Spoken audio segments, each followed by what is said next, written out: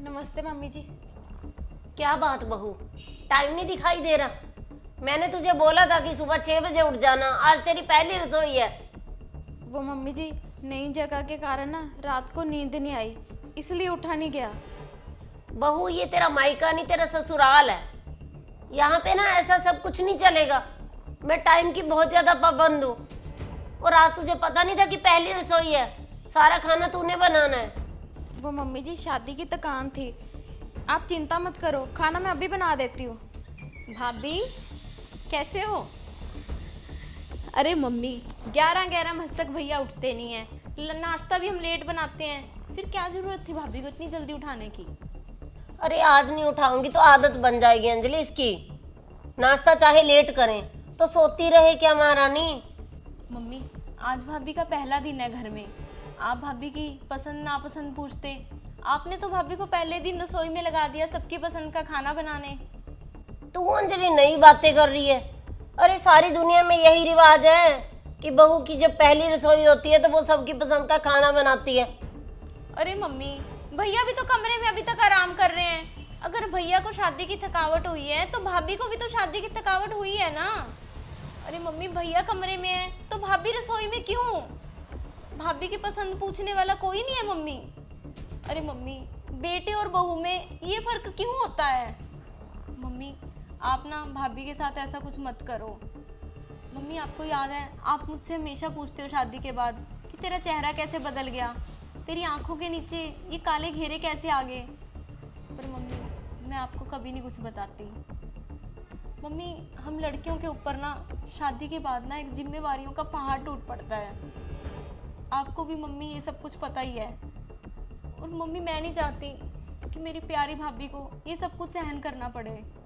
शादी के तुरंत बाद ही मम्मी, जो लड़कियां किसी की दीदी होती हैं वो आंटी बन जाती हैं, लेकिन उनका पति 2 बच्चों के बाद भी भैया ही बना रहता है। गलती चाहे बहू की हो चाहे बेटे की हो, पर जिम्मेवार हमेशा बहू को ही बनाया जाता है।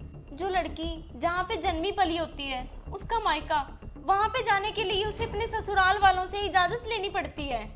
मायके की उदासी को उसके काम न करने का बहाना बता दिया जाता है। और ज़रूरत पड़ने पर ना वो अपने पिता से पैसे मांग सकती है और ना ही पति से। और मम्मी, जब मैंने आपको अपनी ये सारी बातें बताई थी शादी के बाद, तब आपने मम्मी मुझे सिर्फ और सिर्फ समझौता करने के लिए बोल दिया था और अपनी सफल शादी की दुहाई देने लग गए थे।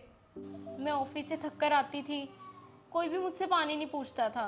रवि के बाद हमेशा सोती थी और उससे पहले हमेशा उठती थी। अरे मम्मी, शादी ना जितनी मीठी दिखती है ना मम्मी, उतनी मीठी हर किसी के लिए नहीं होती। मम्मी, मैं तो चाहती हूँ मेरी भाभी की ज़िंदगी में सिर्फ मिठास घोलना, कि मेरे भैया भाभी हमेशा खुश रहें।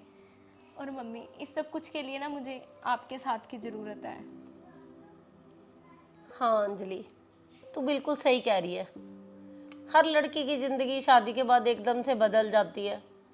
अरे कितने सपने लेकर आती है वो, और ससुराल वाले उन सारे सपनों को 1 मिनट में तोड़ देते हैं। कहीं तो वो किसी के घर की बेटी होती है, लाड प्यार में पलती बढ़ती है, हर कोई उसकी फिक्र करता है। और ससुराल के बाद एकदम से जैसे वो 10 साल बड़ी हो गई हो, इतनी जिम्मेवारियां थोपती जाती हैं। अरे मुझे समझ आ गया, मैं तेरी भाभी को कभी तंग नहीं करूँगी, अपनी बेटी बना के रखूँगी, बिल्कुल तेरे जैसी। और चल अब हो जा खड़ी, तेरी भाभी की पसंद का खाना बनाते हैं हम। हाँ जी मम्मी।